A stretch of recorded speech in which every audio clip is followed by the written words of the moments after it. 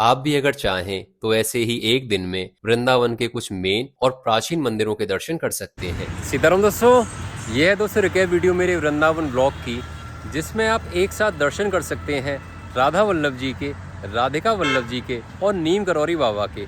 तो उन तीनों जगह के दर्शन इस व्लॉग में आप एक साथ कर सकते हैं। तो सुबह सुबह मैं और मेरी राम प्यारी निकल पड़े अपने घर की तरफ। 2 घंटे की मस्त राइड के बाद मैं आ गया अपने घर और वहां से ली मैंने स्कूटी। फिर 30 से 40 मिनट के बाद मैं आ गया वृंदावन। यहाँ आकर आपका पहला मिशन होना चाहिए इन सैनिकों से अपने सामान की सुरक्षा करना, वरना आप दर्शन करने की जगह इनसे फ्रूटी के मोल भाव करते मिलेंगे। फिर सबसे पहले मैं चल पड़ा राधा वल्लभ जी से मिलने के लिए। मंदिर के बाहर से ली मैंने 2 मालाएं, जो कि मुझे पता था कि राधा वल्लभ जी तो नहीं पहनने वाले। फिर इस छोटे से रास्ते को फॉलो करते हुए मैं आ गया मंदिर। वीकेंड पर भी मंदिर में कोई खास भीड़ नहीं थी, क्योंकि सूर्य देव ने अपना कहर मचाया हुआ था। तो फिर यहाँ ऊपर चढ़कर हमने किए बड़े ही सुंदर राधा वल्लभ जी के दर्शन। फिर मैं निकला सेम गेट से बाहर और सीधा चलकर और फिर एक लेफ्ट लेकर मैं आ गया वृंदावन के गुप्त मंदिर में, जो कि हैं श्री राधिका वल्लभ जी। और जो मालाएं राधा वल्लभ जी के लिए थीं, वो मालाएं राधिका वल्लभ जी ने अपने चरणों में स्वीकार करी। जय हो। यहाँ के बड़े ही अद्भुत दर्शन करने के बाद